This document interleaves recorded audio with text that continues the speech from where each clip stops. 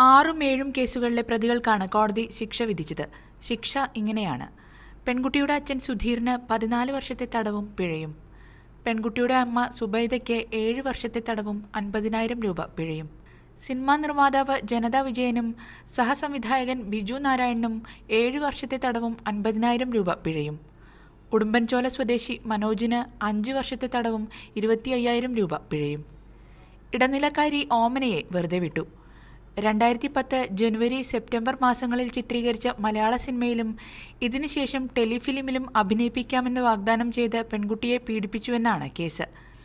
B Unnikrishnan സംവിധാനം ചെയ്ത പ്രമാണി എന്ന സിനിമയുടെ സെറ്റിൽ വെച്ച് പെൺകുട്ടി പീഡിപ്പിക്കപ്പെട്ടുവെന്നാണ് കേസ്. കേസുമായി ബന്ധപ്പെട്ട് ബി ഉണ്ണികൃഷ്ണനെയും കോടതി വിസ്തരിച്ചിരുന്നു. പ്രായപൂർത്തിയാവാത്ത പെൺകുട്ടിയെ പീഡിപ്പിച്ച കേസിൽ വിചാരണ നേരത്തെ പൂർത്തിയാക്കി പെൺകുട്ടിക്ക് പഠിക്കാനുള്ള അവസരം നൽകണമെന്ന് ഹൈക്കോടതി നിർദ്ദേശിച്ചിരുന്നു. എന്നാൽ ആകെയുള്ള 38 കേസുകളിൽ 7 എണ്ണത്തിന്റെ വിചാരണ മാത്രമാണ് പൂർത്തിയാക്കിയത്. മീഡിയ 1 കൊച്ചി.